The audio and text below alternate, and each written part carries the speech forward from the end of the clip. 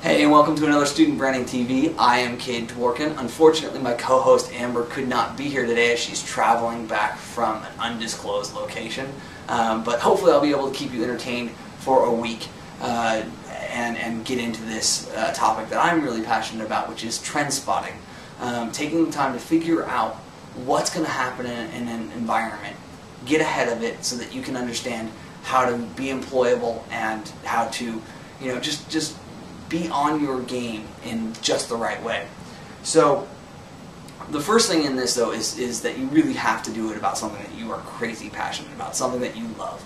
Because in order to get a sense of what a market is going to do or an industry is going to do, you need to read a lot, you need to consume a lot, you need to understand where things are going and kind of where they've been in a recent time frame. Secondly is that you need to understand that technology will change things, right? And it'll do so even faster than you think it will. So, in high tech, it's really easy. Things like the iPhone, things like computers, just constantly getting faster and faster and faster. But that doesn't mean that it's not happening in other industries, right? I mean, Coke just recently came out with their big Coke machine that leverages technology from printer cartridges and actually medical tools in order to have 130 flavors available at each and every one of the locations that has this big gigantic Coke machine.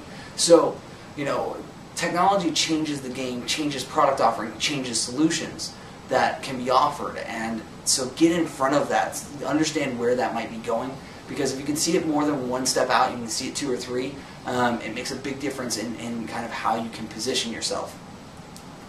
Lastly, you've got to study your cycles. You've got to understand that people's desires don't change, right? People's behavior don't change from generation to generation. Now, the methods through which they resolve problems can change, but what actually happens is, people tend to approach problems very, very similarly.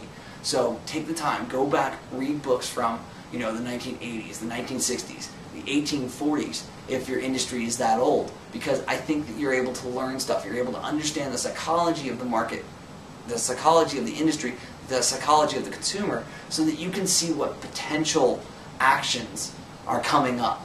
And if you can position yourself so that you can see things coming forward, you can get in front of that and either be a consultant or be someone who can create new products and solutions that solve old school problems. Case in point in that is things like email, things like gaming on the internet, right? Those are two things that, right, mail used to be slow, it used to take time, right? You had to find the envelope, the stamps, and then it would take time to deliver.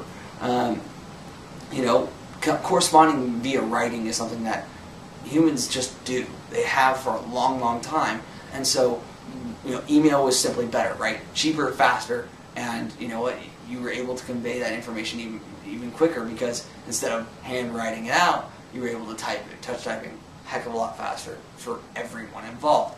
A second kind of thing on that is gaming, right? Where people choose to game, but normally, before the internet, they had to get into the same physical space with one another. Or play chess over the phone, right? I mean, that was like an intermediary step. But games are what it's all about, right? Games build community, games build relationships. That's how people figure out who you really are and why it's really important that at least to me, people play games with one another because there's no cost involved, but you learn a lot about somebody. Finally, there are things out there like communities, right? The sense of belonging is always something that, humans have needed. So, GeoCities way back in the day, and if you'll hear me out on this example, you'll understand why I mentioned this in the community section. GeoCities recently closed down. It was a Yahoo property, or it was bought by Yahoo, but way back, way back, right after they started, the bottom of your browser used to be taken over by these little houses, and each one of these houses was a friend's website or someone else that you wanted to associate with because they had similar content, had just some kind of relationship. As stated, that was closed down recently. Kevin Rose, the founder of Dig, the founder of Revision 3, and the host of Dig Nation, as well as an investor in about a dozen companies now, said that he thought there was a lot of value in that. And I totally agree with him because people's sense of self-organization is huge, right? They want to be able to associate and say who they like to talk to, who they take reference from. And so to be able to see that in an ecosystem is really important, and I think that that is kind of the social networking of websites, which currently doesn't happen, or if it does through links or blog rolls, which can be confusing for some folks. So look for that as kind of a short-term trend that I think is going to come back into fashion here in the next 3 to 5 years. But you've really got to understand where your market is, where it's going, and kind of what's happened before, so that you can fill those psychological needs, right? I mean, community is something that isn't going to change ever.